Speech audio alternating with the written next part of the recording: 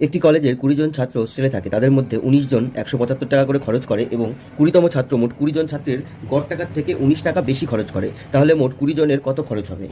Total ২০ জন ছাত্র, তার মধ্যে ১৯ জনকে একটা ভাগে ভাগ করলাম এবং বাকি ১ জন।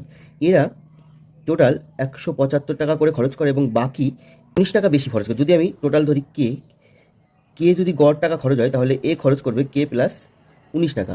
এই ১৯ টাকাটা কোথা থেকে আসলো? এই ১৯ টাকাটা এই ১৯ জন এরা প্রত্যেকে ১৯ টাকা কম দিয়েছে, মানে প্রত্যেকে বলতে এই ১৯ জন মিলে ১৯ টাকা কম দিয়েছে। তাহলে পার হেড কত করে পড়ছে? পার হেড ৳১ করে কম পড়ছে। ৳১ করে কম পড়ছে এবং সেইটা ক্ষতিপূরণটা মানে সেইটা ভরেছে কে? এই ২০তম স্টুডেন্ট। ২০তম স্টুডেন্ট এই ৳১ করে এই এদের ১৯ টাকাটা ভরেছে। অতএব তাহলে প্রথমে এদের গড় মানে দিতে হতো কত? টোটাল তাহলে সবার যদি গড় ধরি তাহলে সবার গড় হতো ৳১৭৬ যেহেতু প্রথমে গড় কত ছিল? প্রথমে গড় ছিল ৳১৭৬ আর টোটাল আমার ছাত্র কত? ২০ জন।